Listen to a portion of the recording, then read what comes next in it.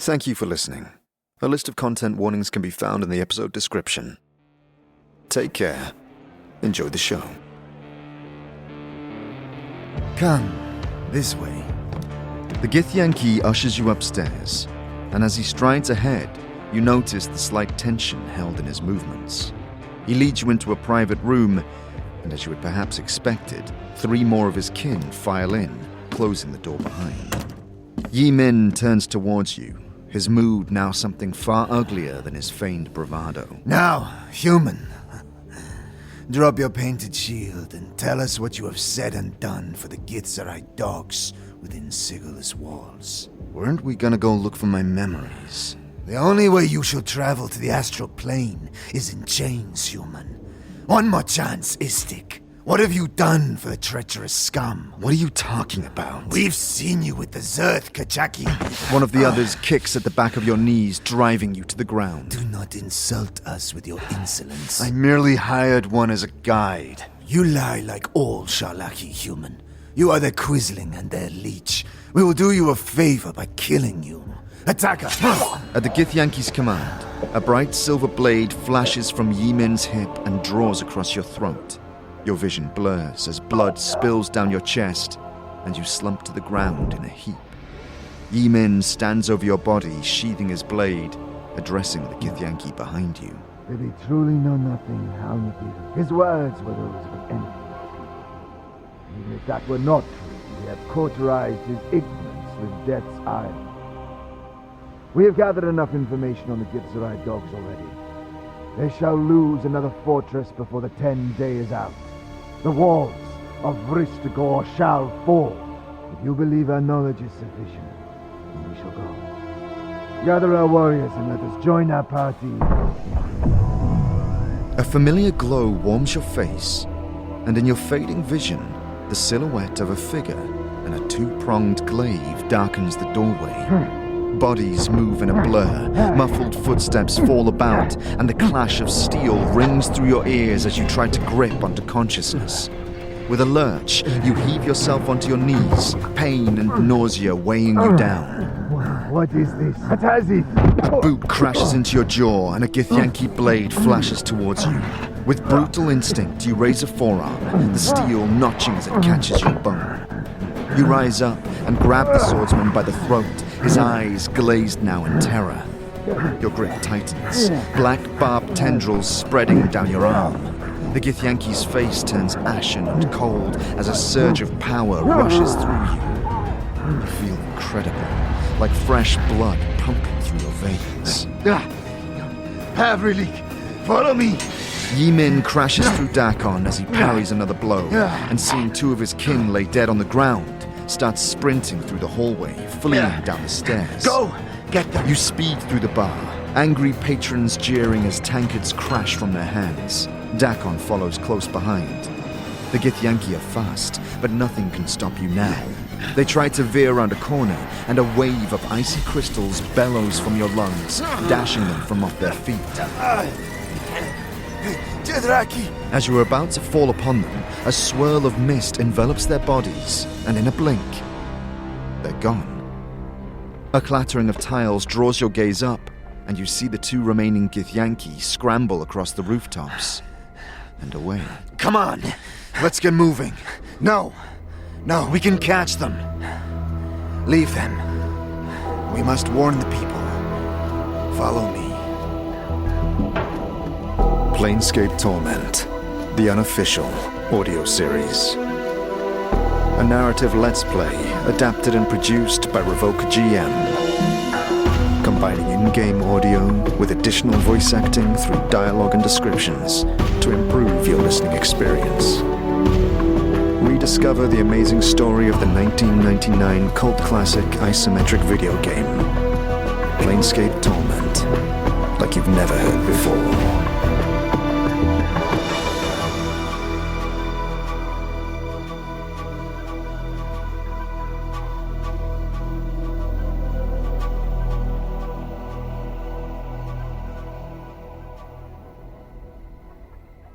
Following Dakon, you make your way to the Face of Gith, a gloomy tavern in the lower ward frequented almost exclusively by Githzerai.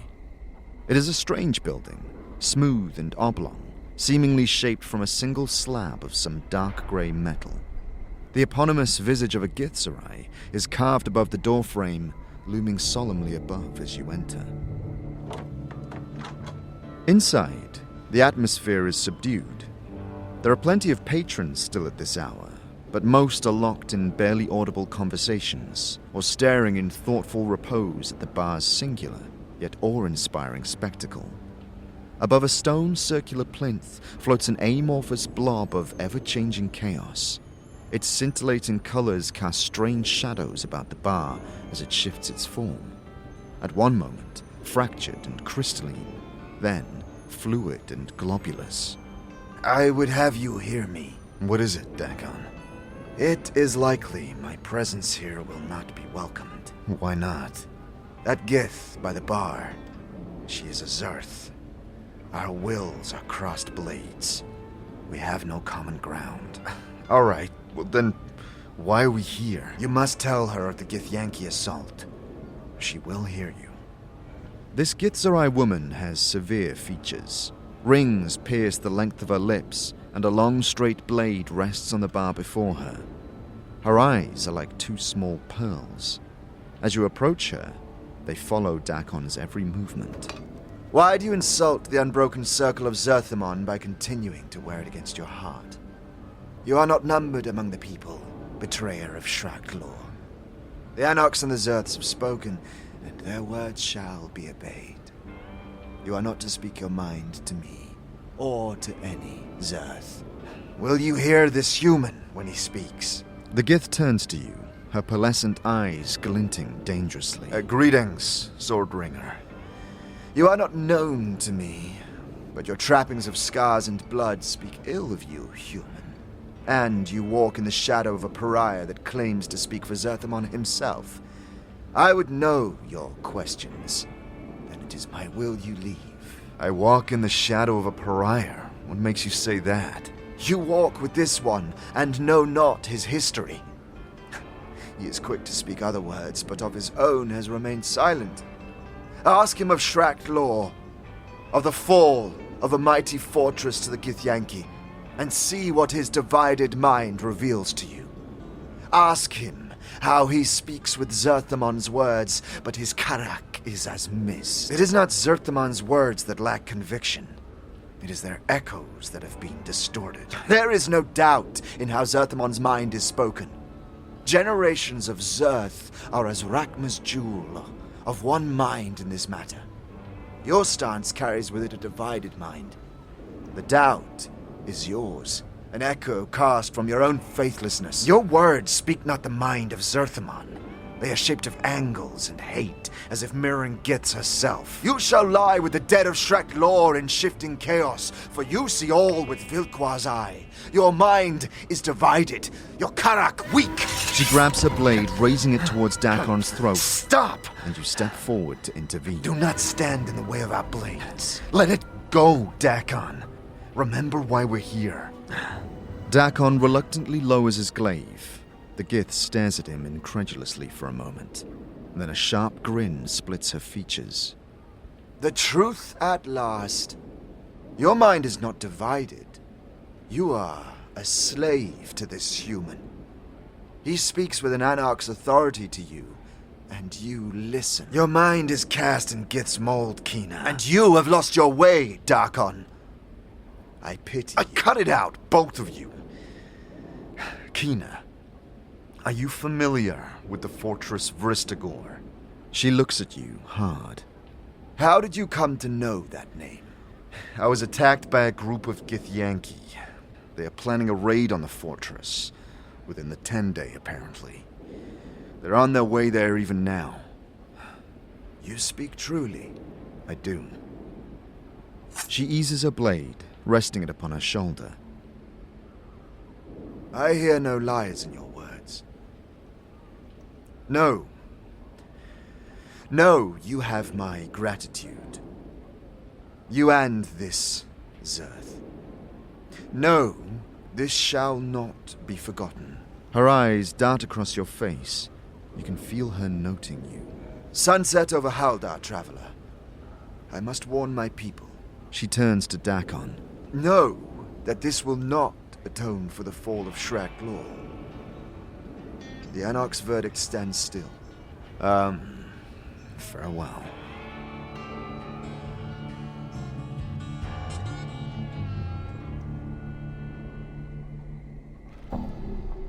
You make your way back to Giltspurs, and on the way, all of a sudden, Dakon comes to a stop, staring at the cooling towers of the Great Foundry overhead.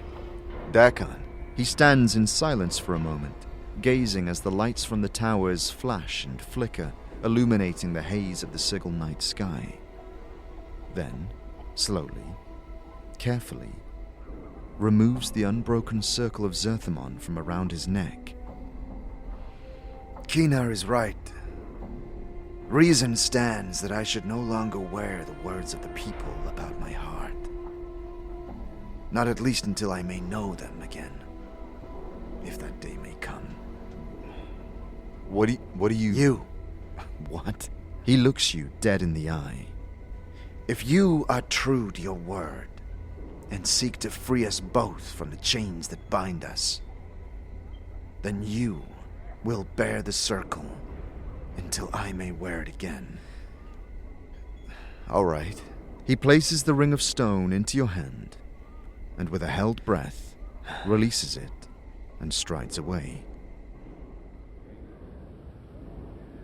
The next morning, as you gather together in the bar, Giltspur greets you with his usual vigor.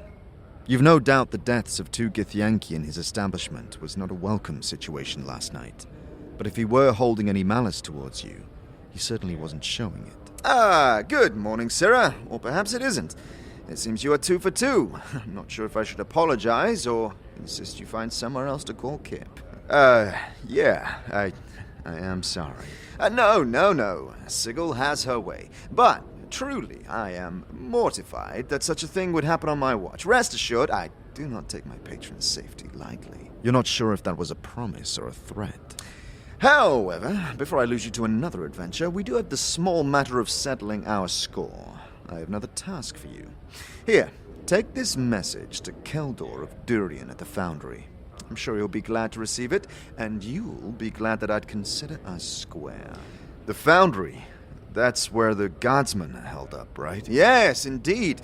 A group of people close to my heart. They say that we are all our own gods, that we have potential for godliness within our spirits, from the lowest beggar to the highest king. We all nurse gods in our breasts. Who could think of something finer? The sensates? Good one. A fine answer. All right. Thanks, Giltspur. I'll see this done. Despite its presence looming over the city skyline, you hadn't yet fully taken in how gargantuan this Great Foundry truly is. Once past the main gates, that are themselves as tall as many of the surrounding buildings, you find a vast courtyard, acres of sooty, graveled expanse heaped with coal and piles of ore.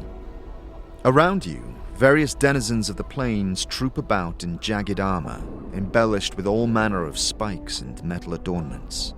They appear to be guarding the endless trundle of heavy-laden wagons to and from the imposing structure before you, a mighty keep of smoking towers that pierce the haze above. This abysmally boring job better be my ticket to Ascension.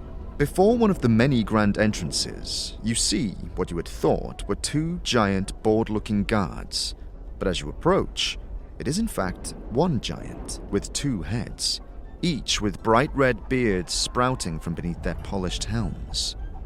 The twinned figure straightens up to attention, with each head raising their chin as they notice you. Shh, eyes up. State your business, please. Hello.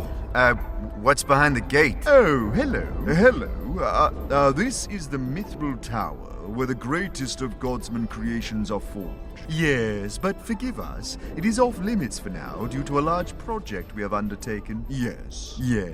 Come back in a decade or so. A decade? No, I have to pass on a message to, Keldor. Why did you not say? Oh, you should have said right away. You'll find him in the spire of the third eye. Next tower along. It is quite a climb. Yes. Right. Thanks. Eventually, you are ushered into a narrow spiral staircase that seemingly goes up for miles. The climb is punctuated by various view stations and plaques bearing inspirational quotes, presumably meant to encourage you on. The cosmos is our classroom. Wow. Oh, check this. Remember that life's suffering is but another test. Will you quit it, you skull? Before I make you suffer? Hey now, as it says, speak well to your fellows. They may be gods someday. You hear that? I might be a god. Hey? God of the pain in my arse, maybe? God of pain in my arse, maybe? Watch it. Finally, you make your way to the grand hallway. Hundreds of robed figures gather around circular tables, either huddled in hushed conversations or locked in furious debates. Others are joyfully recounting the events of the day, shaping and coloring the air around them to bring their words to life. There is a buzz of ambition within this place that you haven't yet witnessed in Sigil. After interrupting several orators to ask the whereabouts of this Keldor, you are corralled towards a small auditorium, and behind a lectern engraved with a singular eye, you see a sturdy, barrel-chested man who looks like he's just bursting with vitality. His face is tanned and lined, and his sable beard is streaked with white. He wears purple robes embroidered with threads of silver and gold, and he smells faintly of cinnamon. Hail, stranger, and well met. What can I do for you on this fine day? You're Keldor, right? He smiles broadly. I am he, friend, Keldor of Durian, one of the factotums of the Godsman and nominally in charge of this spire, while our true high-ups are gone in conclave. Okay. Well, I have a message for you from Giltspur, the barkeep. Giltspur, eh? He takes the note from you, his eyes glinting with just a hint of mischief. Very well. You can tell him the message is safely delivered. Was there anything else you wanted? Yeah. I had a few more questions. What did you want to know? You lead this place. What is it you do here? He smiles, his face creasing in wrinkles. What, in the spire, or in the foundry as a whole, eh? Well, in the Great Foundry, we craft goods that ship across the plains. Only the best work here. It said we have a staff of smiths in the Mithril Tower that had rivaled those in Mount Clangeddon itself. We also run Harbinger House, where we help folk who seem to be powers in training. Bashers who've demonstrated some sort of special ability that sets them apart from normal mortals. What about here in this spire? Oh, now, the dark of that is one we hold very close to our bosoms. But in general, we deal with some of the more experimental projects, those that defy normal categorization and often require a level of thinking outside the bone box. We've a pair of engineers who are doing some truly incredible things with the fabric of reality. Ask Niall Xander about his work if you can handle his personality. Fair enough. What about the faction's beliefs? We believe that the multiverse is a giant proving ground, a place where we mold ourselves through whatever life throws at us. This forging continues throughout your life, throughout your many lives, because we believe that our experience extends through it all, honing us into something greater. I see. Life, my friend, is a test. We take the test, and when we pass, we move on to a new form. This might be the form of an Archon, or of a Fiend, or of a Power. One of our greatest figures, Augie of Fornell, has been reincarnated 1,000 times, and she remembers each one of her incarnations. She teaches us how to treat our intuition and learn from each moment we experience. Huh. Interesting. Oh, I believe it is. Why do you ask? Are you thinking of joining this great establishment and becoming a seeker of the mind's eye, a believer of the source, a godsman? Perhaps. What would I have to do? He shrugs. Oh, do? Oh, Cutter. All you must do is prove yourself. If you wish to join the faction, you must show that you are capable of seeing the possibilities inherent in the basest of matter, that you can bring forth something that will taste the trials of time and stay true. You must create something, make good of potential, and forge it into the actual, the real. I'll grant you access to the Pillar of Soot and Steam to learn from the crafters there.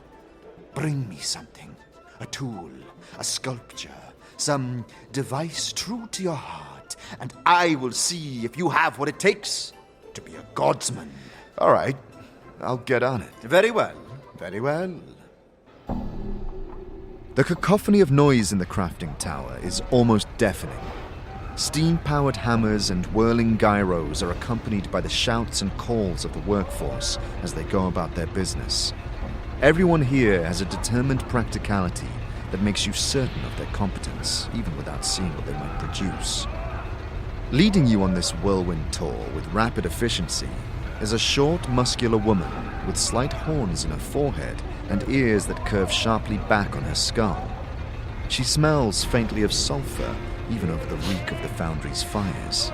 I'm Melissa Teal, supervisor for this area. This area being the main forging area of the Great Foundry, where much of our current public work takes place. The high-ups call it the pillar of soot and steam, but a forge is a forge is a forge is what I say. Now, normally I'd give you a full tour, but sadly, right now we're a little busy. What's going on? Oh, one of the towers has taken on a very huge and very secret contract, one that has taken up practically all the Foundry's various resources. We maintain here a smaller operation for day-to-day items, but right now the Foundry is dedicated to fulfilling that contract. Don't bother asking about it, because I won't tell you. Now, you want to work the forge, I assume, otherwise you'd be in one of the workshops, sipping tea, away from all this racket. Am I right? Right. Right. First, you'll need a protective apron. Then, you'll need to find some tongs, a hammer, and a free anvil. Then you get a lump of iron, place it in the fire until it gets hot enough to shape, and then pound the devil out of it on the anvil. When you've achieved the shape you need, dunk it in the oil bucket nearby and give it any finishing touches. That's the crash course, mind you. You do need some skill to bring it all together, and more than that, a leg of patience. Run into any problems? Ask one of the many smithies about it. They'd all be thrilled to help, I am certain. Yes, ma'am. I like you. Now, you won't find the equipment you need just laying around, so head to the provision officer to pick up what you need, and do not let that rusty old auger cheat you into paying more than you should. Thank you. You're welcome. Right, on you go. Tucked away, just off the main floor, a wizened old man presides over a storeroom from behind a small wooden desk. The smell of leather and machine oil fills the place, and the soft lamplight reveals neatly stacked shelves filled with all manner of tools and gear, along with stacks of sealed and labeled crates. As you approach the desk, he holds up a trembling hand, reading off some final entry in his ledger, then raises his head to greet you. His face is almost entirely dominated by bushy white brows, but his eyes beneath are sharp and cunning. Hello. Have I seen you before? You seem awfully familiar to me, somehow. Really? From where? Do you remember where? Not so fast, lad. Takes a while for the mind to warm up to a task like this. I've lived a long time and seen many faces come to my desk, and it ain't so easy to remember. Memory's a fleeting thing, and that's something you can bank on. Tell me about it, lad. Who are you? Nadalin, nice to meet you. Godsman fighter extraordinaire. At least I used to be. Now I sit here and suck in the soot and smoke, hastening my dying day along. Then I'd best be quick. I'd like to pick up some gear for the forge. Ah, you're wanting to be a smith now, eh, lad? Well, very well. You'll need an apron. That's 10 copper. Some tongs is another 10. And a hammer, which will be 20. That comes to... well, let me see. 50 copper. That sounds more like 40 copper to me, old man. Oh, what am I thinking? Of course it is. I tell you. Memory is an insidious thing. That it is. Back on the main fabrication floor, the heat is almost unbearable. And by the forges themselves, it is so hot that it is actually hard to breathe. And the short gasps that you do manage to suck in taste of singed hair and burnt oil. Not knowing exactly what you're supposed to be doing, you try to follow the lead of the crafters about you. Seemingly sensing your trepidation, a young-looking man tending one of the furnaces whistles and calls over to you. You alright there, Cutter? He is perhaps still in his teens, with pale yellow skin and filthy clothes that are much in need of mending. Yeah, well, no. I don't really know where to start. Well, no shame in that. We're all beginners once. Any tips? Well, now you can do without your iron in the fire. Right. You are very grateful for this apron, as when you step up to the forge, you can feel the heat scorching your forearms as you bring the tongs to the flame. Won't take too long. The boy comes over to your side, wiping sweat off his brow. You see it glowing red? Yeah. When it turns yellow, pull it out. Thanks. No worries. Now, when you do, you want to start working it quickly before it cools off. What are you going to make? Wow. Well, stands to reason it should be something simple. A hammer? Aye. Yeah, fast piece of work. Plenty of material to move. Aye, that'll do nicely. Oh, see? There it goes. Now, get it on the anvil. You quickly place the softened ore on the anvil and try a few hesitant strikes with your forge hammer. No. Not a bad start. But you want to keep your pace even. Right, look at the shape, pick out where you need to strike, and be firm and decisive. And let's give it another heat. Thank you. What's your name, by the way? He pulls off his glove to shake your hand. Laszlo. Here with me da, but he's off in the grinding room now, so I'm killing time. Well, what do you do here? I pop in every now and then, use the forges in exchange for a little grunt work. We have a stall in the market. Oh yeah? You a Godsman? Me? No. Now don't get me wrong, they're a pleasant bunch. Believing everybody can become great is a nice idea, but I never quite felt right that if you was living a bad life, you somehow deserved it, like it was your fault or something in the previous one. Fair point. Yeah, me and Midar are in-depths. We're a faction that's not really a faction. We believe that people are free to do as they will. We're a pretty loose bunch, and we don't take too kindly to making or obeying other factions. What is the purpose of all these factions? No idea. Guess to keep everyone in check when things turn balmy, you know. Laszlo continues to guide you through the process of heating and striking, slowly bringing the hammer to its final form. And as you stare at the dinted metal, edges of distant memory sink into your mind. Flickers of a time when you had been a master of the forge, pulling on great chains as mighty slabs of steel slammed down over an anvil the size of an ox. Sparks and smoke rising above your creations that now glow with infernal heat. It was just last week or so, right? I saw a couple of Abishai come through a portal. They talked for a good bit, and then one of them went right back through. But the one that stayed is still there. Abishai? Those are devils, right? I don't know for sure. I think they spoke infernal. To me, it was all just hissing and such, but I think they was pointing at the tower. The tower? Aye, yeah, one of the strangest sights in the ward. No one really knows how long that old scar thing has been around. But you can't get into it, you know. Bolted up, tighter than a taker's purse. I'd be curious to find out what was in there. They was looking for the portal key, I bet. What's the key? No one's figured it out. Many have got lost in the dark of it, but no matter how hard they try, always fail. Well, maybe the secret to getting in is to not want to get in. I don't know, Cutter. Maybe. Oh, now. Beats up. Last few bits. With Laszlo's help, you work through the final steps of making the hammer, giving it a final heat treat and driving a shaft into the socket. It's good. It feels heavy in your hands, and your arms ache like you've been wrestling an ogre. But the satisfaction of having forged it yourself gives you a rush of pride. And for a moment, you feel you could accomplish anything. Oh, now this is a nice sledgehammer. Well shaped, nice balance, good enough to crush a few devil skulls, am I right? Nice work, Cutter. Thanks. Right, now to try something a little more finesse. What? Oh, come on. You're a natural. You must feel it. The sweat, the smell of the furnace, the iron running through your veins. You don't want to stop at a hammer. I suppose not.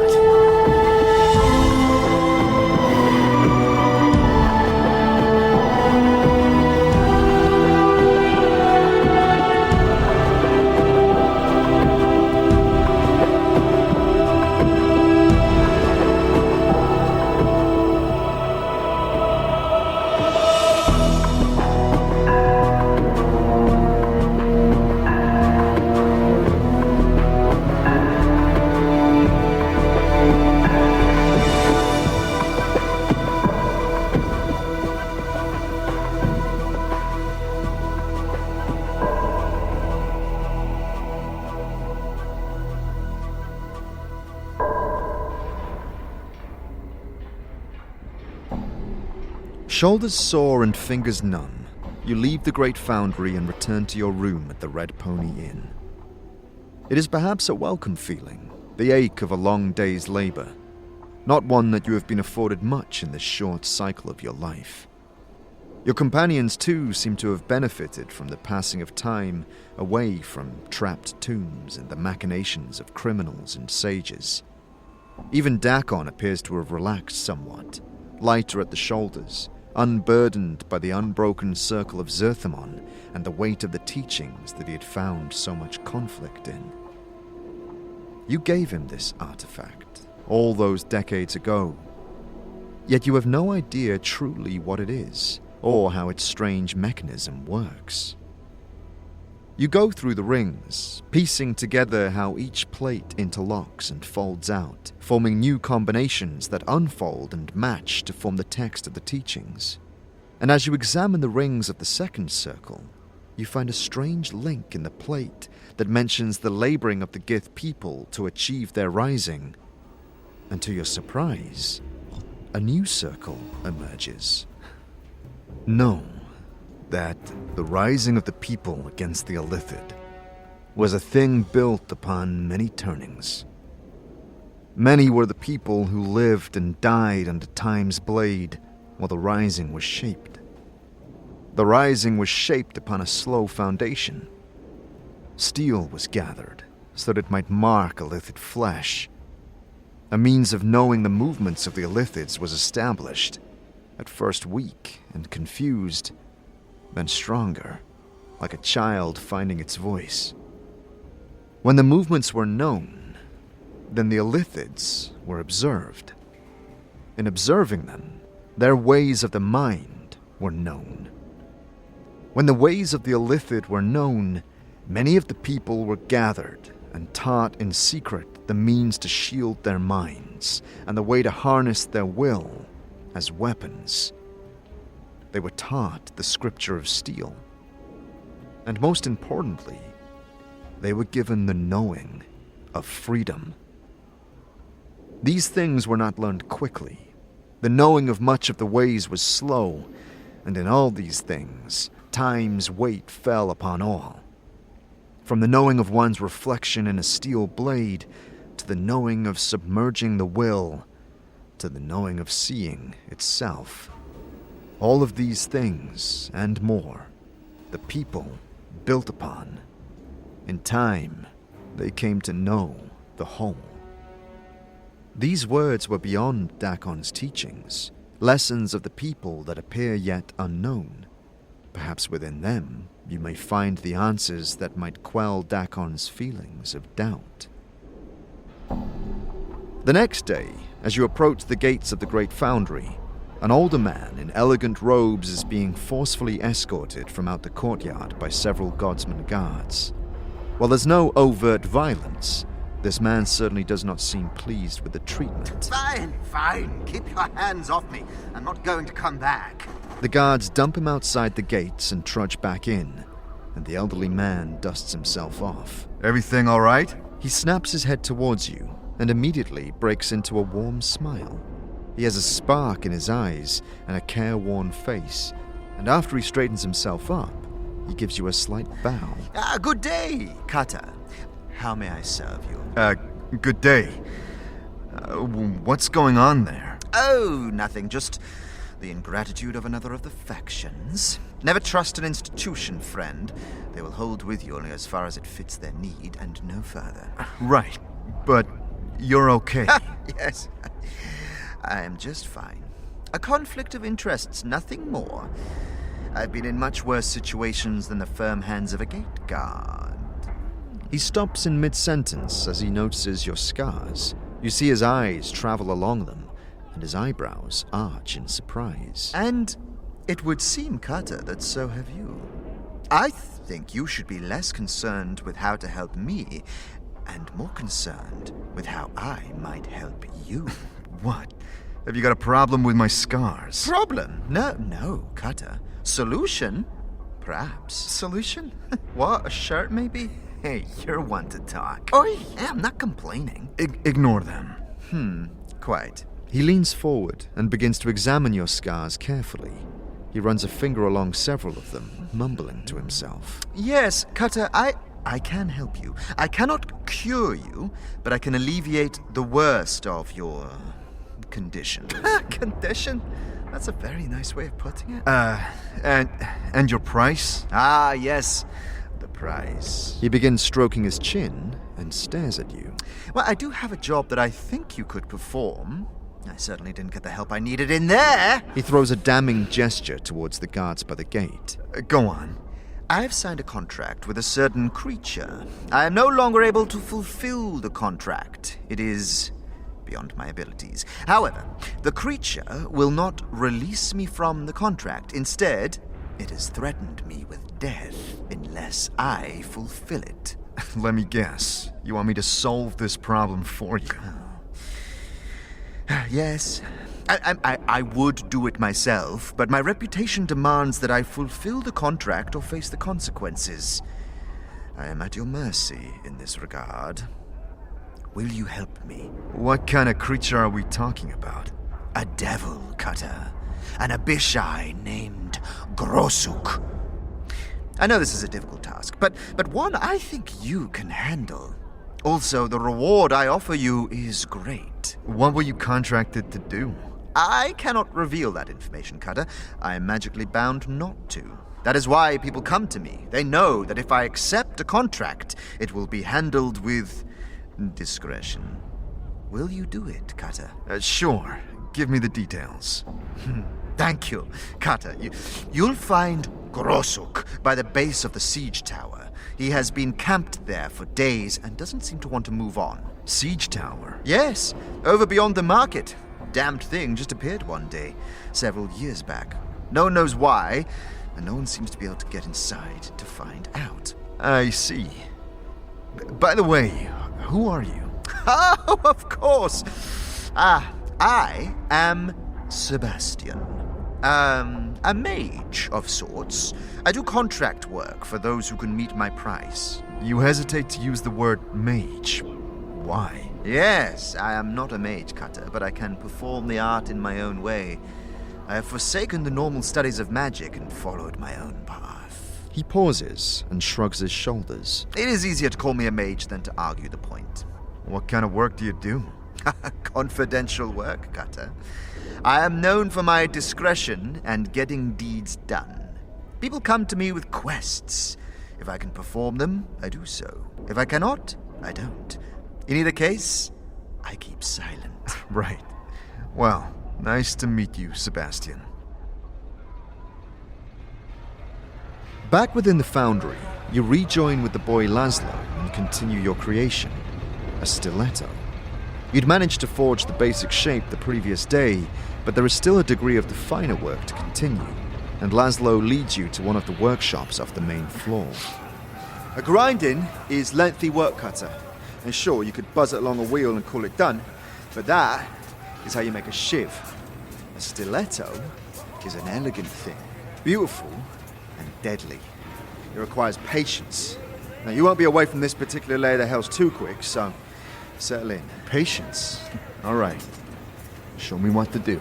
He guides you through the process of grinding down the final edge, carving and fitting a handle, and then carefully sanding the blade to a perfect finish. He then inspects the blade closely. Now that is going to be a nice piece of work. Not only functional, it's perfectly balanced and deadly looking. Nice work. If you ever fancied a more settled life, you'd make a decent living selling pieces like this. Maybe. It is quite a beautiful blade, far more ambitious than you would have imagined just a day ago, but you're not quite yet satisfied.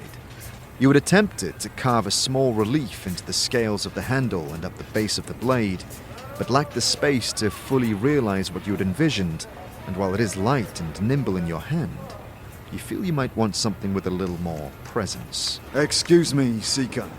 Apologies to interrupt your craft, but Chief Metasmith Keldor wishes you to speak with one of the supervisors. Please, come with me. It's a matter of some import, Seeker. This thick-set guard clad in heavy plate mail has a very serious look on his face, and while he does not appear to be showing you any threat, you get the feeling your choice in this matter is not so relevant. Sure. Lead on. The guard guides you back through the main floor and to one of the engine rooms, where a crowd of workers have gathered. All right, everyone, you've seen enough. This isn't a mama's play. Now, come on. Get back to work, you layabouts, honestly. Beggars belief. You've been brought to quite a gruesome scene. One of the great gear housings that drive many of the mechanisms on this floor has been jammed with the body of a Godsman smith. You cannot make out much detail beyond 2 mangled legs emerging from underneath one of the cogs. Despite the grimness of this situation, it appears the workers aren't too perturbed and currently seem more intent on getting a good view before being ushered back to their business. Alyssa Teald, the supervisor of this floor, stares at the scene with a slightly glazed look on her face. Her cheeks are drawn, and she looks like she hasn't slept all that much. Morning. Keldor said he'd send you. Morning. What's going on? A killer has struck in the Foundry, as I'm sure you can see, and has murdered poor Avaldon. And, under Keldor's authority, I've been instructed to task you to investigate. What? Why me? Well, the high-ups don't want the other factions involved, so both the Harmonium and the Red Death are out of the equation. But you're an outsider, impartial, and perhaps more to the point, on a trial to join the Godsman. Consider this part of that trial. Besides, we've been keeping an eye on you and can verify that you are not a suspect. Oh, great. Okay. Well, who are the suspects? What happened? Well, I was working late when I heard the sound of a scuffle. When I came out, I saw a shadowy figure slip out the door and into the meeting hall, and I raised the alarm. This morning, the word got around, and now the whole floor has been over here to get an eyeful. Do you have any other details? Well, I only know 3 people who had access to the floor during the night. They were Thilden, Saros, and Bed-Eye Lynn. The 3 of them have dramatically different builds, but in the haze of the Foundry, I couldn't see clearly. So there are only 3 suspects? Well, I have an alibi. Not to mention that Keldor already ascertained the truth from me. I have nothing to hide. Apparently, Thilden, Saros, and Bed-Eye Lynn do, though, because they wouldn't go under Keldor's spell. Right. Okay. Well, where can I find these suspects? Thilden and Bed-Eye Lynn are senior members who have a lot of the run of the place, so just about anywhere the work's going on. But Saros, he looks about as jittery as a sunfly in Hades. We have him held up for questioning in one of the meeting rooms. All right. I'll start with him. Thank you. Good luck. The armored guard escorts you on to the meeting hall. Do you know anything about this? Unfortunately no, sir. We had left the floor for the night. Under whose orders? Well, the only people who have that authority are Thilden and Bed-Eye Lynn, and Alyssa, of course, but I don't know why anyone would want to give that order. And it's not unusual that you would have received this order? Yes, sir. It is unusual. Ordinarily, they keep us here day and night to make sure the project is kept safe. I see. Just in here, sir. You step into a small office with a narrow table running down the center. Sat in one corner, nervously picking at some ornamental display piece, is a scruffy young man. He's dressed in what looked to have once been fine clothes, now marred with oil stains and small tears. He startles out of some daze as he notices you. Hello. Hello. Rough morning, huh? Yes. That poor Smith. I can't believe what happened to him. Yeah, it's pretty awful to be wedged into the gears like that. Now, I have some questions for you. Sure. Ask whatever you want. All right. First, tell me about yourself. Me? I'm Saros. I've pretty much always been here. I grew up here with my sister, Sarosa. We got to run around the Foundry playing with stuff. I know pretty much everyone. I like pretty much everyone. Except for Thilden. Why don't you like Thilden? No one likes Thilden. Seriously. Okay, but I asked why you don't like him. He's always annoyed with something. For me, he doesn't like my upbringing. Says that I wasn't raised right, and that my father is a poor parent. I don't know. He's a sod, and no one would disagree. Do you think you had this poor upbringing? What? No. My father Sandos is a factor here, so he spent a lot of time away trying to gain converts and increase the influence of the faction. But we grew up here, in the Foundry. I mean, it stinks and it's loud and people can be like Thilden, I guess, but it's still home to me. Now, to Avaldan. Yes. Do you have any idea what might have happened? Or have some leads? Maybe.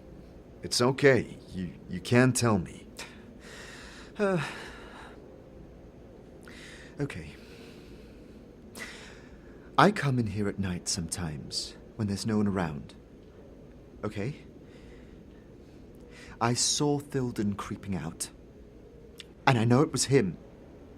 Because, well, he dropped something. He reaches into his satchel and hands you an awl with the name Thilden clearly etched into the handle. He dropped this. Here. It's proof. It was him. Thilden, the man you just called a sod that apparently no one likes, and now suddenly you have this evidence. What? What? No, it's... Come on, Saras. For all I know, you could have stolen that to frame him because, what, you don't like him? No, I'm sure we disagreed, but that doesn't mean I'd want him dead. Just because he's a total Burke doesn't mean he should be arrested. But I saw him kill that man. He should be arrested for killing Avaldan. So you did see him kill him? Yes. Why didn't you tell anyone right away? I don't know. I was scared. I don't know. People might not believe me, or they might think that maybe I did it. Well, that's what I'm trying to figure out. You're gonna stay here. I'm gonna go speak to more people. Think very hard if there's anything else you want to say. Oh. Back on the fabrication floor, dozens of workers go about hauling bags of coal and barrows full of unsmelted ore. All of them are covered head to toe in sweat-streaked soot, to the point that you have no idea how they'd go about telling each other apart. Excuse me. What do you want from me? Just a couple of answers. Ask away. I'm looking for Thilden. Why, you work for him? Are you kidding? He wipes his nose, then points a ham-sized paw towards one of the machine bays. There. Is he your boss? Yes. And he's one of the most rotten bastards that's ever been my misfortune to run across. And I grew up in the Hive, I met some real winners. Whoever got Avaldan pushed the wrong man. Got it. So long. You see a slab-stomached man with thick arms and a scraggly beard. The reek of stale sweat and even staler breath emanates from him, even over the smoke of the foundry. He's in the process of ordering around his subordinates as you approach him, and he deals a quick cuff to the ear of one of them. He turns to face you, hitching up his belt. What do you want? You're Thilden, right? He nods. Thilden, the Grey, supervisor for this yard. My job it is to make sure my labourers get their jobs done, and to make sure people like you don't distract them. They work little enough as it is, the little sods, and they'd manage to lose the rest of the day in idleness if I weren't here. I'm tough, but I'm fair. Ask anyone. Why do they call you the Grey? Because I'm covered in soot most of the time from those blasted furnaces. It's a nickname my labourers have given me. Out of their affection, no doubt. They respect me. No doubt. That's right, they do. They know if they don't, they'll get what's coming to them. You mean like that Smith got what was coming to him? It was just a figure of speech. It was. It didn't mean anything by it. Right. A shame about poor Avaldan, really it were. Still, he weren't one to keep himself to the grindstone. He weren't dedicated. 'Tis the way the planes turn, mark my words. Every basher gets his due. Ah well. Dedicated? You mean to the Godsman? Aye. They took me in and trained me to be what I am today. And you got to thank them for that. They take raw talent and shape it into skill. They tell me that everyone has godliness in them. It's true. It's true. I'm learning to take power and move mountains with belief in myself. I see. Well, nonetheless, I'm here to ask questions. You want answers? Like what? What were you doing last night when Avaldan was murdered? What was I doing? Why, I was sitting in my room with a nice loaf of bread and a jug of wine, staying in. Didn't go out that night. Didn't see no need. Do you know anyone who can swear otherwise? No. Never saw the need to make sure of it. Well, one place you might ask, if you're really looking for leads, is Saros. A little thieving knight goes everywhere, with his father being such a high up here. He always was into new experiences, but he's practically a sensei, if you ask me. He probably wanted to kill someone and see if he could get away with it. Saras, eh? Well, as it happens, he gave me an awl he found near the body. Oddly, this awl has your name etched into the handle. How do you explain that? He looks momentarily flustered. Saros is a thief. Odds are he stole it from me. In fact, I've been missing my awl for some time now. Never mentioned it to anyone because I figured I just lost it. Now I know that Saros stole it to frame me. You better go get him before he gives you the laugh. I'll get on that. But he tells me that it's not a frame. In fact, he says that he personally witnessed you killing the poor Sa. He what? He told you that... I tell you that boy's a thief and a murderer, and you don't believe me? Well, alright, what if I told you the lad's an anarchist too? A member of the Revolutionary League? If that were true, I'd see to it that he was brought to justice. Well, it is true. I swear it on the sainted eyes of my poor dead mother.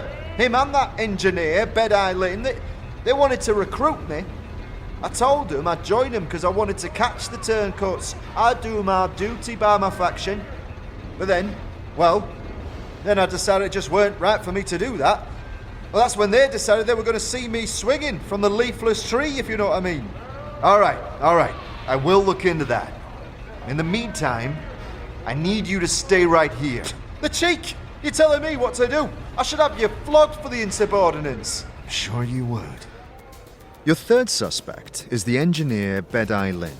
Her flaming red hair is pulled back tight, giving her face a hard and slightly anxious look. She appears to be deep in thought, staring at splayed-out sheets of blueprints and scrawled notations. You notice one of her hands has been replaced by some mechanical articulated replica. At your intrusion, she says, Can I help you with something? Yes, I had some questions. What do you want? You're Bed-Eye Lynn, right? What do you know about the murder last night? Let's see. I asked the guards to head out for the night because I was working on some delicate engineering on the project in the next room, and I didn't need their psychic emanations fouling up some very crucial work.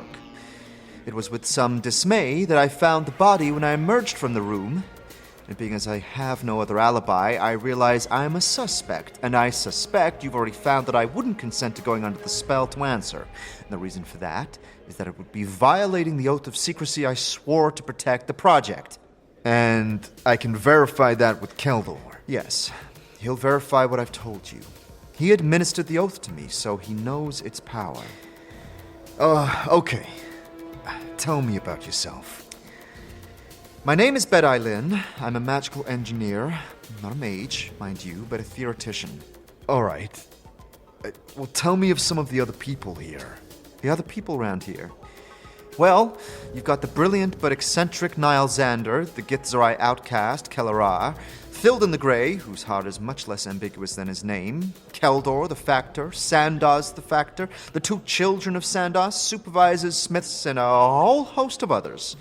They all passed me at one point or another, and frankly, I haven't made that much of an effort to get to know them. They work for me, or they don't, and that's about as much as I care, I'm afraid. I'm rather devoted to my work. What can you tell me of the project you're working on? What can I tell you about the project we've sworn our lives to complete and defend? No, I don't think so. Nothing. Not yet, anyway. Let's just say it's powerful, and it'll be worth the effort we've put into it. Right. Oath of secrecy. Well, it's just... Well, Thilden says you're an anarchist. He claims you might have tried to pin the murder of Avaldon on him. A brief spark flashes in her eyes, but a look of scorn replaces it so quickly you're not entirely sure what to make of it. An anarchist. Right. Well, here's my other leg. Pull that one, too. And what? Try to pin the murder on him? I haven't pinned anything. I didn't see anything but a body. Now, did you have some real questions, or can I get back to my work? Very well. Farewell. Not sure what to make of the engineer's response, you return back to the meeting room and Saros. It looks like his nerves have frayed even further while awaiting your return, and whatever that ornament on the table once was, it is now a tattered mess of torn scraps. What have you found? Are you going to let me go free? Saras. Well, tell me of the people here. What do you think of the Godsman? Oh, they're smiths and workers. I think they mean well, but they're also earnest and boring. They need to liven themselves up a bit, like, say, the sensates. You like the sensates, huh? Well, they know how to live life. They know what it's all about, not like these people. They keep pretending there's some big noble purpose to it all, but I don't see it. My sister says that life is more than our senses show, but I don't see how she knows that, since all she knows is through her senses. I just don't get why people make all this stuff up. Well, Thilden tells me that you and Bedai Lin are anarchists, and that you're trying to frame him because he turned down an offer to join you. Saros pales, and his nervous demeanor solidifies into something hard and focused. He straightens up. She has nothing to do with this. What? I did it. I did it on my own. Bedai Lin, it's not... What did you do, Saros? But the truth is, Thilden shoved Avaldon into the gears. I put the all there to make sure everyone would know he was there, because I'm just a kid, and no one would believe what I was saying, alright? I admit that I planted the all, but I only did it to make sure he got punished for his crime. Why? Why should I not think that you're doing this to get back at him? Well, because I don't know why you'd think that, but I promise. Go talk to him and tell him what I said, and then you can decide for yourself. I'll do that. But, right, what about the claim that you're an anarchist? Oh, it's not what you think. I'm not. I thought they'd help me and make my life exciting, but instead they turned on me. I guess they have to look out for themselves when everyone's against them, but I just wanted to be part of something. I think that defeats the point of anarchy, Saros. I think the aim is to be your own person. He looks confused. Look, kid, one thing at a time. I'm gonna go speak with Thilden. Don't move. I won't. Hey, what the little lick-spitz will tell you now? Sure they're all lies. He admitted it. He says that he planted the all on the body. He admitted it? Well, yeah, of course he did.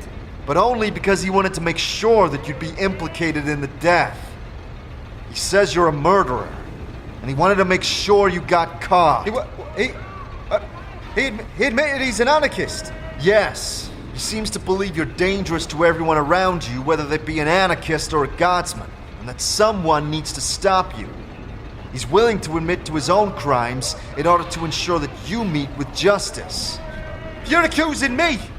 But I ain't the murderer! I'm just trying to expose anarchist, Bert. Damn you! You can't do this to me!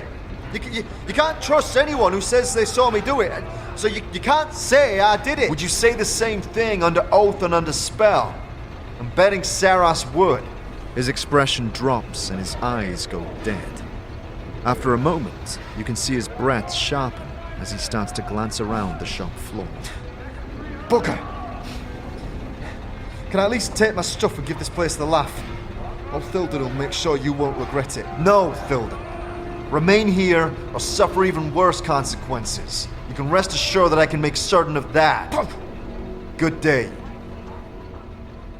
With all the information you now need, you take your verdict to Keldor, leaving out the accusation of Saros' involvement with the Revolutionary League, instead recommending that he be sent from the Foundry to broaden his mind.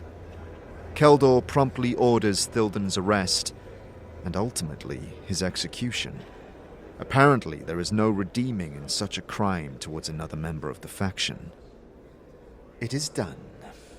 My thanks for resolving the investigation. But before you return to your craft, I have one more task remaining to you. Another matter of faction sensitivity. Sandos, father of Sarosa and Saros, one of our more vital members, has returned from a harrowing journey. He has locked himself in his tower room and is threatening to end his own life.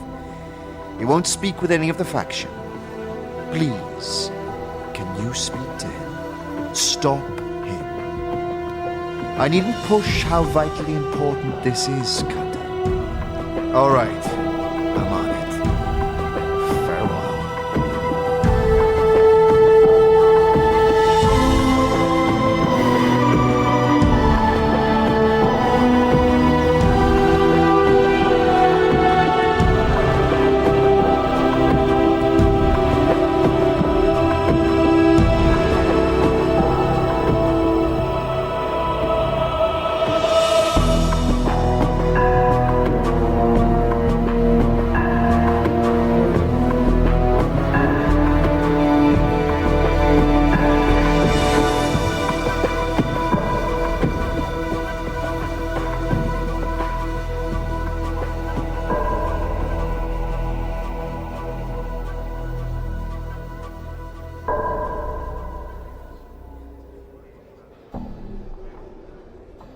Not much changes with the news of Thilden's execution.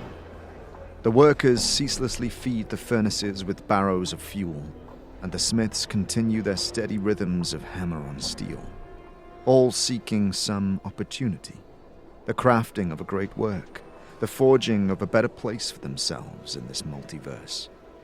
Just now with one less voice barking above the din. Saros in the meeting hall approaches you, his nerves now subdued and replaced with a solemn melancholy. Hello, sir? No. Sorry, I don't really know who you are. Yeah, that's okay. Thank you for your mercy. I'll stay on the straight and narrow now, all right? Sure, Saros. I don't quite know what I was expecting. I suppose murder warrants such an outcome. Perhaps. He looks uncertain at this. Saros, I know you're confused, but you did do the right thing. Thank you. Your father is Sandas, right? Yes. And you mentioned you have a sister. Sarosa?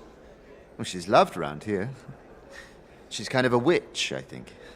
She knows stuff. She knows how to change people to make them more like what they are. What do you mean? She can just look at someone and see what needs adding and what needs taking away. I don't know how she does it. My father always said it was something about her ascending to another level. He said she was a born Godsman. Right. Do you know where I might find her? You get the feeling news of his father's state of mind would be too much for him right now. Oh, yes, she'll be somewhere in the meeting hall. Hard to miss, just follow the trail of Godsman stunned in her wake. He's right. It doesn't take long at all to find this prodigy amongst the faction ranks. In finding Sarosa, you see a poise and authority that belies her youthful appearance. At most, she looks to be in her late teens, and she is draped in an overwhelmingly large robe whose train is carried by a flock of scholarly factols, chirping their adoration like little sparrows. As you approach her, she turns, and her eyes stare directly into yours. Her gaze penetrates far deeper than feels comfortable. Greetings, stranger. How goes your day? You're Sarasa, right? I need to speak to you about your father. What of him? Her flurry of attendants flit their attention to you, emulating her regal repose. This is a private matter, milady, and not one I should speak of in such company. No, it's okay. I am safe in these halls, I'm sure. Leave us to speak. She dismisses her honor guard with but a small gesture. I feel fear in your heart for what you're about to say. Tell me, half-man, what is this that requires such privacy? Your father has locked himself into his tower, and is threatening to end his own life. Her eyes flash, and you feel a sudden gripping, like a coldness about your heart. You lie! What meaning do you have to say such a thing? My father is traveling. He is not expected back for days at least. Even so, speak to Keldor if you don't believe me. But I require your assistance if your father is to live. I will check on this. You can be sure, half-man. Please, I'm trying to help. What can you tell me of him that will allow me to keep him from hurting himself? She stares at you hard, but you hold her gaze. You speak the truth, don't you? I see no deception in you on this matter. Very well. This is what I wish you to tell my father. All life is a test. One cannot expect to skip to the end directly. That is not the answer. Only the Doomguard and the Dustman believe in utter decay, and you have always held them in contempt. Remember this. I will convey the message. Farewell. Sandos's tower branches off this spire of the mind's eye, spindling high into the void within the ring of Sigil. The antechamber of his room has a viewpoint, and looking out, you feel you could be in the center of it all. The vastness of the city sweeping out and overhead, the hive and the lower ward bleeding into each other, cut through by the brackish waters of the ditch. And beyond, as the practically formed factories and workshops around the foundry begin to dapple into beautifully ornate gardens and marble-columned buildings of stately grandeur. You feel tiny in this stretched-out view of the wards, a speck of dust amongst the debris of all that goes on in this multiverse. Greetings, sir. Did Keldor send you? Yes. What exactly is going on? Sandos came up here in the early hours of this morning, and he's been raving and muttering behind the door all day. I hope you can do something for him. We'll see about that. Sandos, I need to talk to you. Go away. Are you Sandos? Who else would it be? These are my rooms. This is my faction. And this is where I'm going to die. Well, they said I should come talk to you. I guess they don't want you dead. I see. Send a concerned stranger to talk me out of it, eh? Did they tell you could join them if you just came to talk to me? Did they think it would make you care more? You wait for him to continue. Well say something. Or are you suddenly mute? If you'd seen half the things I'd seen. Well, not even half the things I'd seen. What have you seen? I've seen horrors beyond imagining. I've seen a twisted, tortured god bound by laughing fiends. I've seen a layer of the abyss distill itself into the essence of a single individual. I've seen the laws of nature perverted, and I've seen all the truths of man turned upside down. None of it makes any sense to me anymore. And I cannot bear it any longer. What's the point? I ask you, what's the point? You wait again.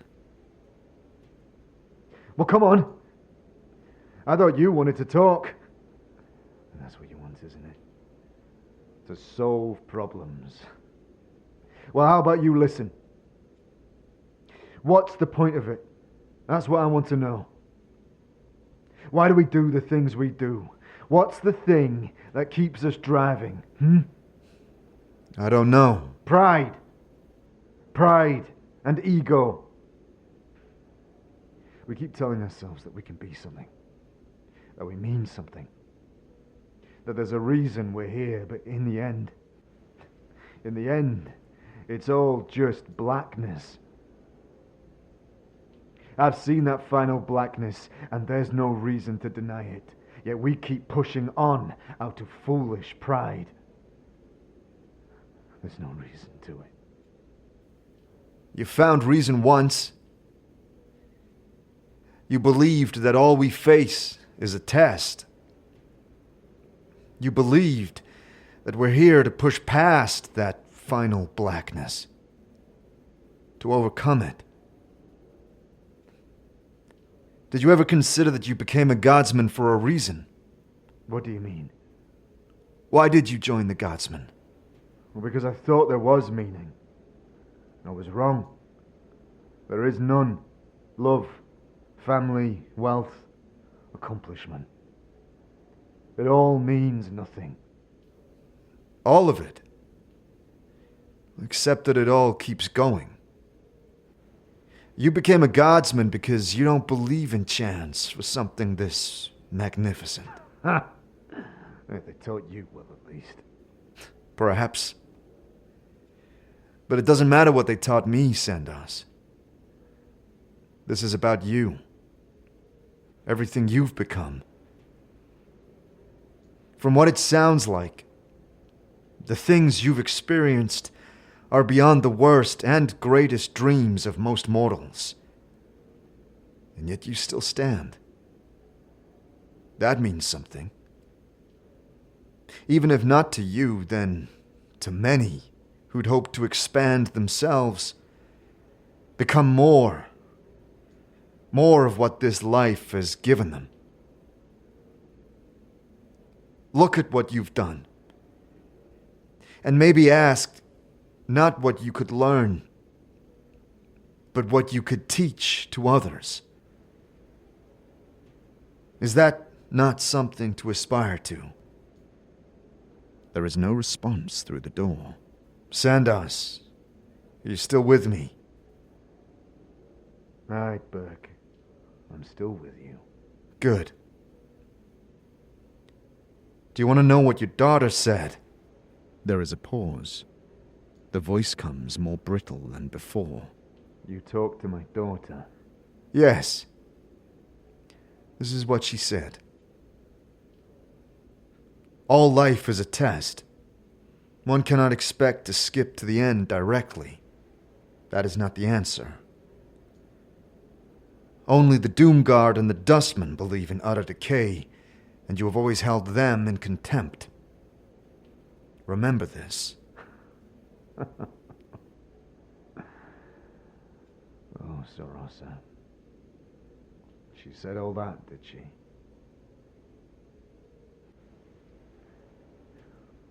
Let me think about this. I hope you've got some time.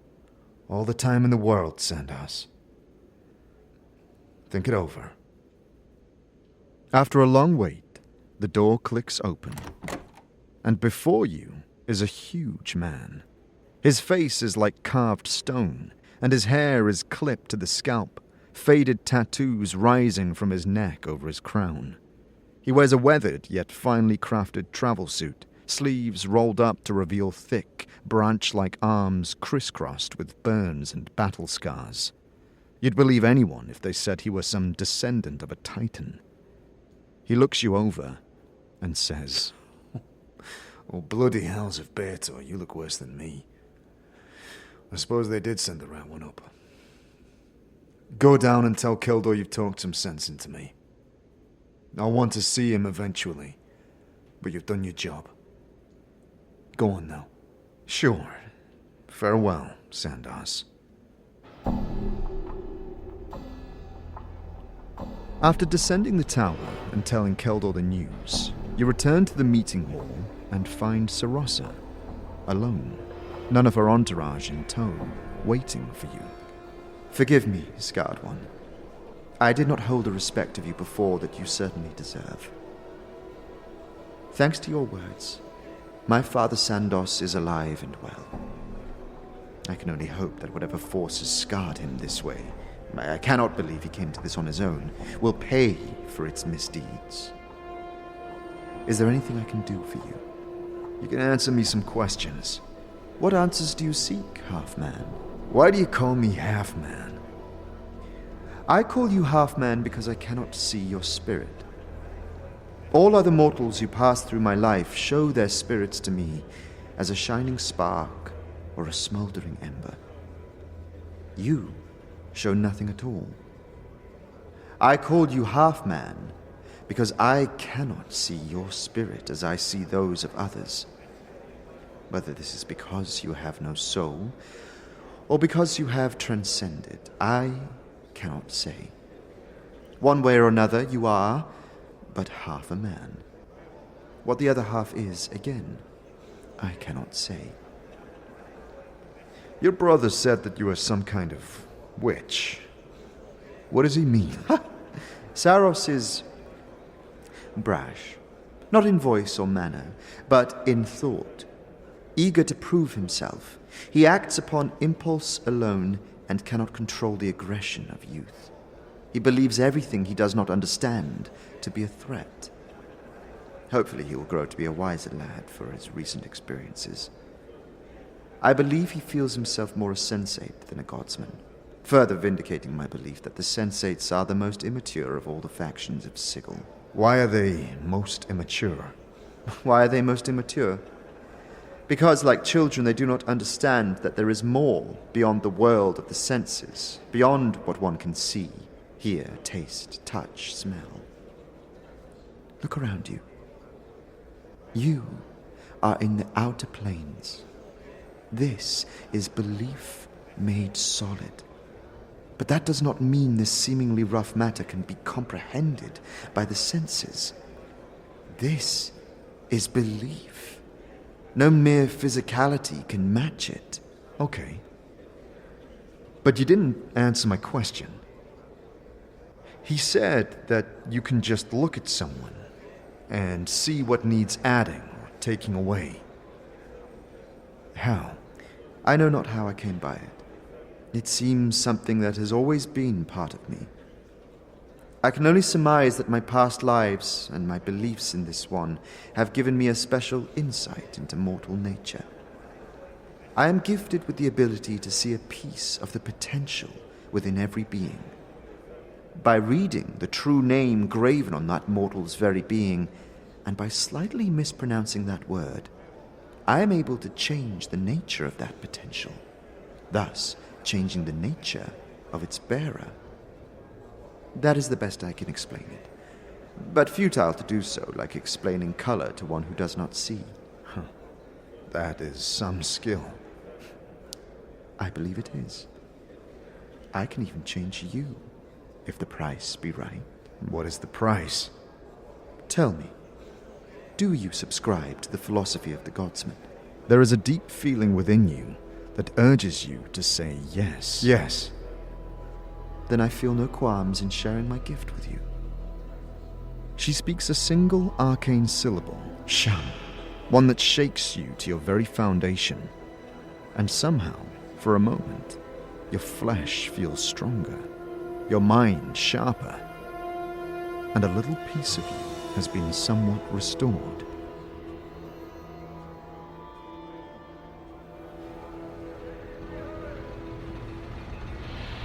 Back on the foundry floor, within the smithy's tower, you set about making your final creation of this triad of tests. Bringing all your skill and ambition to bear, you decide upon a battle axe.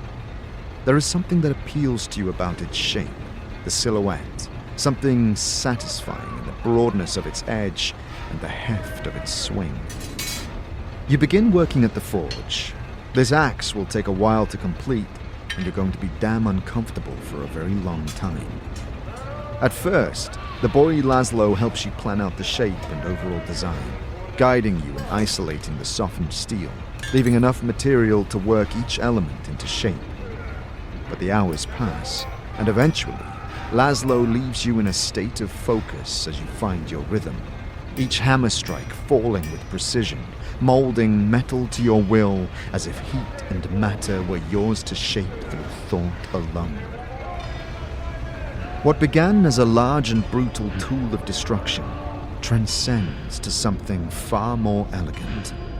A twin serpent, coiling like twisted limbs, forms the handle, each body wrought with contrasting scales of bright metal. Then, reaching as two continuous pieces to the double-bladed head of crossed palms, the symbol of the mind's eye held in their center, an expression of duality, bound together by will, life and death, good and ill, chaos and order, unified by ambition and belief. It is beautiful, solid, yet lively in your hand, and its edge is so sharp it could split a hair lengthways. This axe would be welcome in the hands of the finest of warriors. A great work, a true creation. Ascension. That is, without a doubt, one of the greater pieces I have ever seen forged by a recruit. You'll go far, my friend. Thank you. Congratulations. In all you have done, you have proven yourself worthy of joining the Godsman. Would you like to take the oath now, or perhaps wait until later? Now. Very well. Repeat after me. Life's tribulations are tests. Life's tribulations are tests. There is nothing I encounter that is not a lesson. There is nothing I encounter that is not a lesson. Pain is the multiverse's way of reinforcing a lesson. Pain is the multiverse's way of reinforcing a lesson. What I hate most in others is a reflection of what I hate most in myself. I will act to activate my potential and to aid others in achieving their goals. I will remember that Divinity's spark is present in everything. I swear fealty to the believers of the Source and their goals, never to forsake them. You swear the oath, and Keldor smiles. Welcome to the Godsman, lad.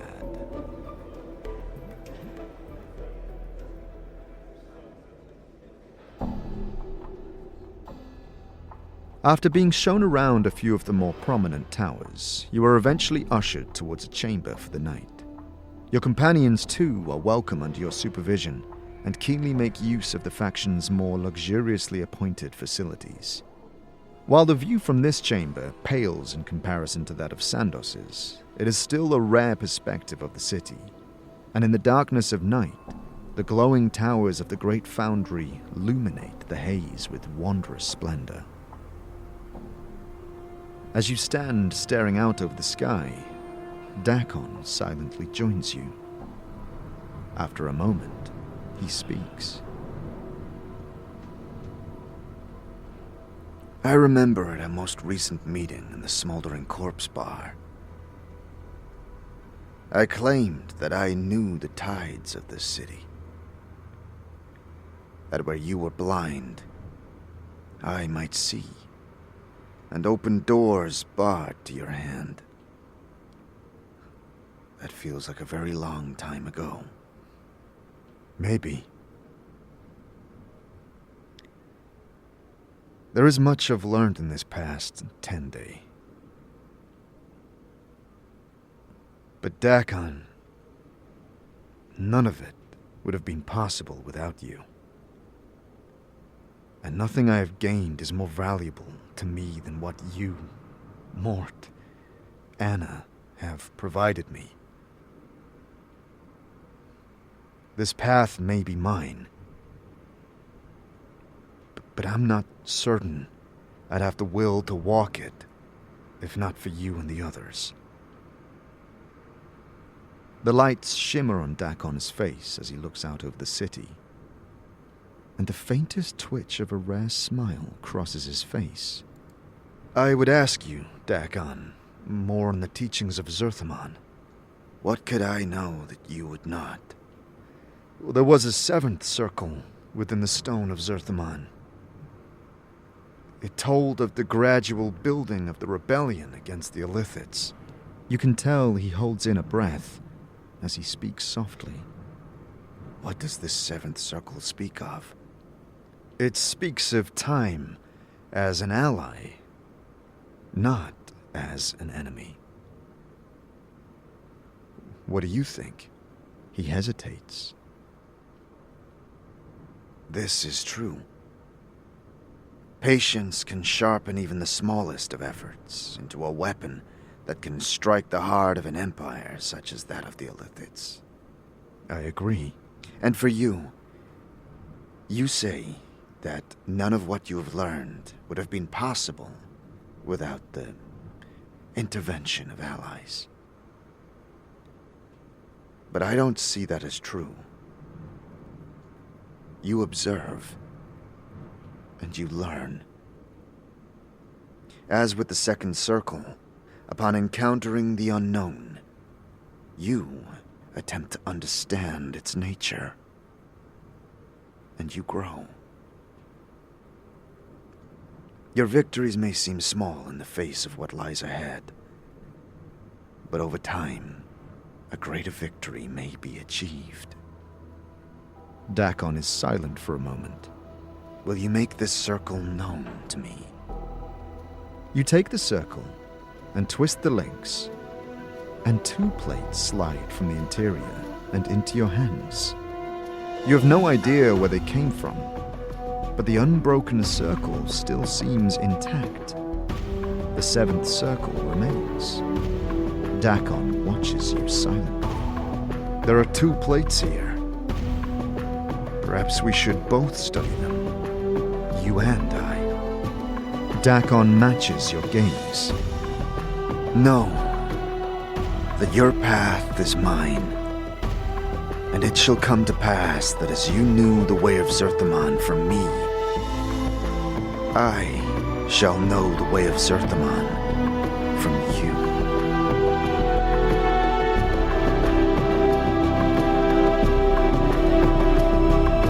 Thank you for listening to Planescape Torment, the unofficial audio series, a RevocerGM production. To support the show and those involved, please consider subscribing to our Patreon or donating via our Ko-fi page. Links to both are in the description.